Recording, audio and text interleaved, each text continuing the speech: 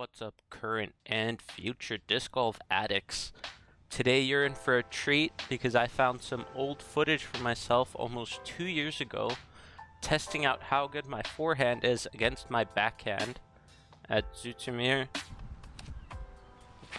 I set out to really experiment and see how different my forehand and backhand are and how well I can score by playing a forehand only and a backhand only round at the same time.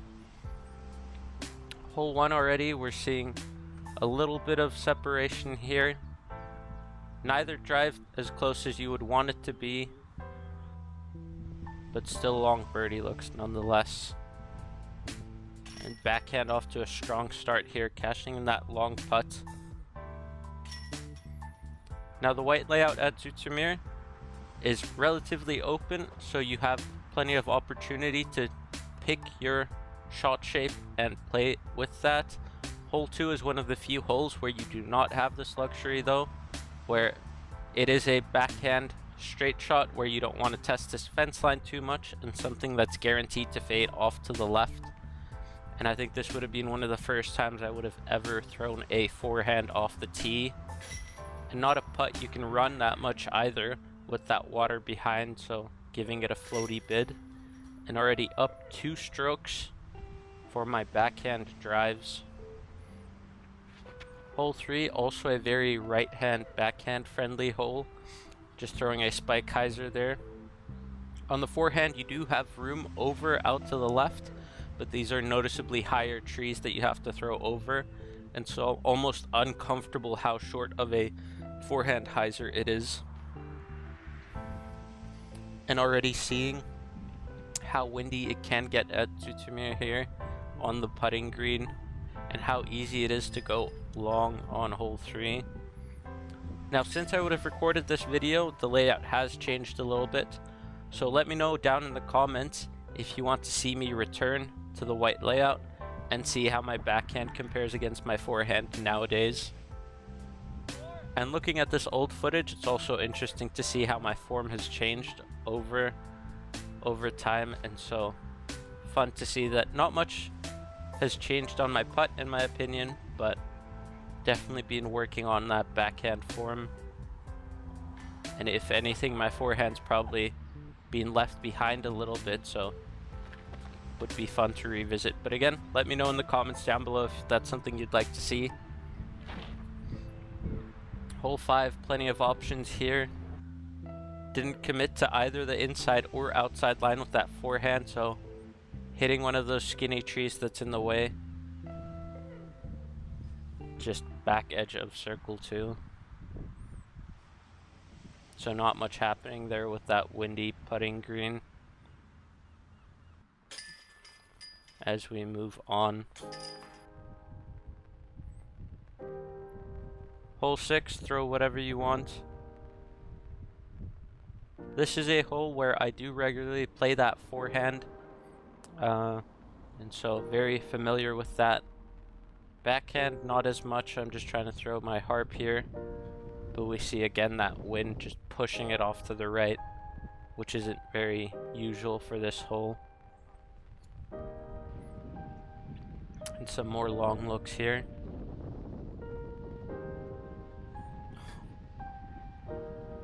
It's been a while since I would have recorded this, again almost 2 years back, so it's fun to see and not even remembering much of what actually ended up happening.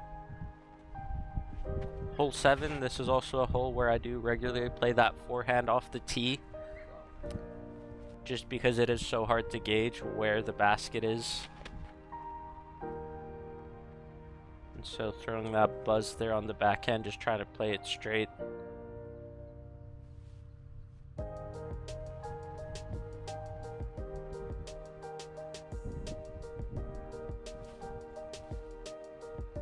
But not converting on either. Both shots landing much further right than I would have expected looking at those tee shots. But that's what makes this hole pretty hard to gauge, is you have to be very confident in your aim point, and I don't play here often enough to remember exactly where I want to throw it. Another very forehand friendly hole. You do still have space to work the backhand though, But very easy to just throw something flat out left and have it fade back towards the basket. So still with that 2-stroke difference here. Moving into, I believe it was hole 9.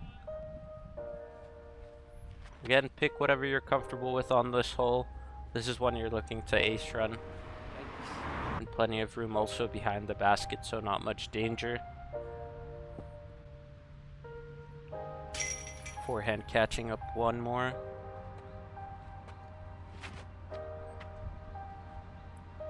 As you're seeing from this, I've been relying a lot on my harp on that forehand, and I'm not sure exactly which harp I would have been throwing around these days, but if that is the same harp that I recognize that is still in my bag, it has considerably changed in flight to where nowadays I can actually forehand hyzer flip it off some hyzer, and here it still looks noticeably more overstable, which is fun to see. And here we have another example of one of the changes that no longer exists at Zoetermeer due to those safety concerns with that bike path being very close to the basket.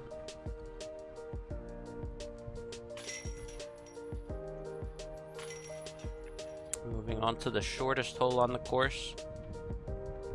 This is one where nowadays those bushes that are blocking that basket aren't in the way anymore, and so most people are actually jump putting it off the tee, coming in at just over 30 meters. And on fun rounds, I like to throw a lefty backhand on this hole, trying to look for my first lefty ace, but not that I'm taking it too seriously. Disc golf's all about having fun there. The short wooded hole, I forget which hole this is on the white layout, but this is one where the white tee does feel very small as far as the gap you have to hit. And so that is a good get, just to practice those short, toned down power shots, but still hitting your gaps.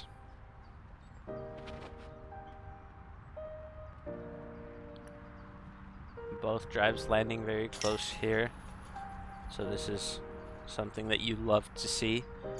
And still working with that 1-stroke gap between the forehand and backhand. I believe this is hole 15, where again, plenty of room up in the sky, but that backhand hyzer does have a few less obstacles in the way, and you don't have to throw it nearly as high. And this is another example of a hole that would have been changed slightly, with the basket being moved off to the left. Now we're on hole 16. You have a perfect backstop behind the basket. This is one you love to try an ace run. Just give it the height, and then usually it'll stop, or you'll find some awkward putts like we're watching here.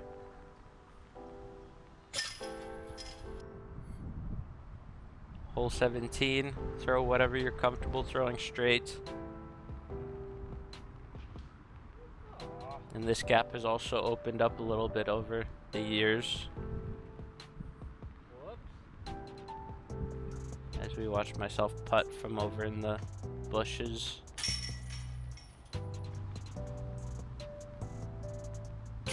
Still creating some separation, so 2-stroke difference going into hole 18.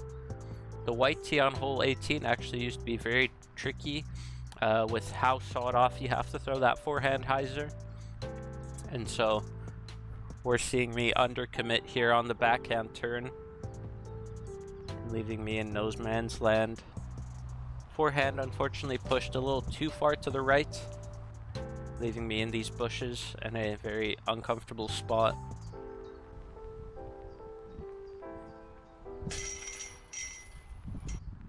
And then we're watching the backhand drive out in no man's land again. Cashing the putt, leaving me with a -11 score for the backhand and -7 for the forehand. If you enjoyed what you saw, don't forget to leave a like, comment, and subscribe. There's much more content coming your way. See you next time.